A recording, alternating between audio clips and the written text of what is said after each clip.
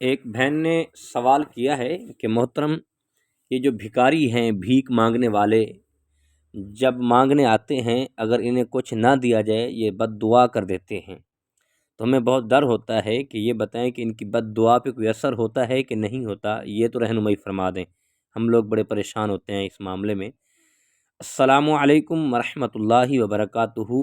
بہن نے جو سوال کیا ہے کہ ہمارے معاشرے میں ایسے لوگ بھکاری جو پیشہ ور بن گئے ہیں، جن کے پاس سب کچھ ہے، سب کچھ ہونے کے باوجود پھر بھی انہوں نے ایک اپنا پیشہ ور بنا لیا ہے اور اپنی ایک روٹین بنا لی ہے بھیک مانگنے کی، خود بھی بھیک مانگتے ہیں، اپنی اولادوں کو بھی بھیک پہ لگا دیا اس نے۔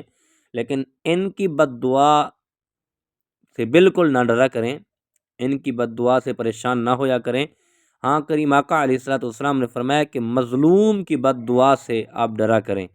جب مظلوم کوئی بد دعا کرتا ہے تو اس کی بد دعا اثر کرتی ہے، لیکن ان لوگوں سے کریم آقا علیہ الصلوۃ والسلام نے منع فرمایا۔ میرے آقا نے فرمایا کہ جب یہ لوگ بھیک مانگتے ہیں، جو لوگوں کے بغیر ضرورت کے آگے ہاتھ پھیلاتے ہیں، قرب قیامت والے دن ان کے چہرے پر گوشت نہیں ہوگا، ان کا چہرہ جو ہے وہ گوشت نہیں ہوگا ان کے چہروں پر۔